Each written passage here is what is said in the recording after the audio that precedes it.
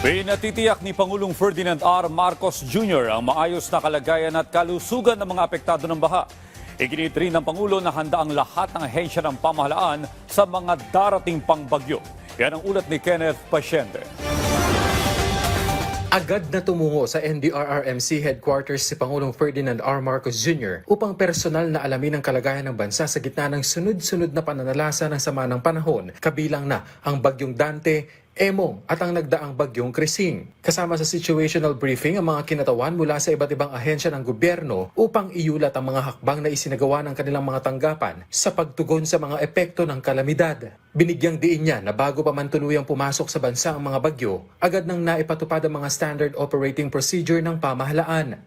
Kahit nung nasa US pa ako, alam na namin kung ano yung kailangan gawin.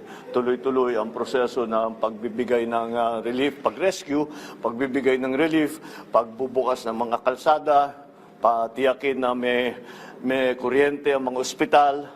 Ipinahayag din ng Pangulo ang kanyang pag-aalala sa pagkakansela ng mga klase sa ilang araw na sunod-sunod na anya'y naglalagay sa mga estudyante sa alanganin. We're finding alternative ways, teaching modes na para sa ating mga bata, sa ating mga estudyante. Bahagi rin ng mga prioridad ng pamahalaan ang pagtugon sa pangangailangang pangkalusugan ng mga evacuee sa mga evacuation center upang maiwasang kumalat ang sakit.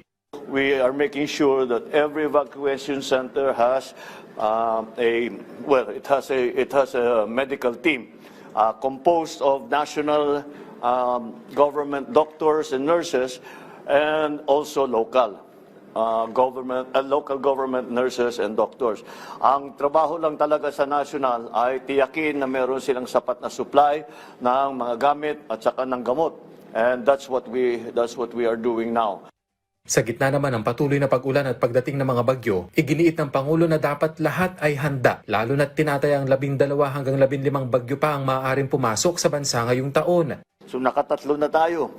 So to be conservative, ibig sabihin 12 pa ito na dadating. Pag wag na natin sasabihin baka magkabagyo, paano na pagdating ng bagyo dahil darating at darating yan. That is the fact of climate change, and we are now having to think more, of course, mitigation, kung ano yung mga pwedeng gawin para matulungan nga yung mga naging biktima. Pero in the longer term, kailangan na natin mag-isip tungkol sa adaptation. What do we have to do when it comes again? Because it will come again. Inatasan naman ng Pangulo ang mga kinaukulang ahensya na sikaping abutin ang mga lugar na isolated dahil sa baha para agarang maiparating ang tulong. Kenneth Pasyente, para sa Pambansang TV, sa Bagong Pilipinas.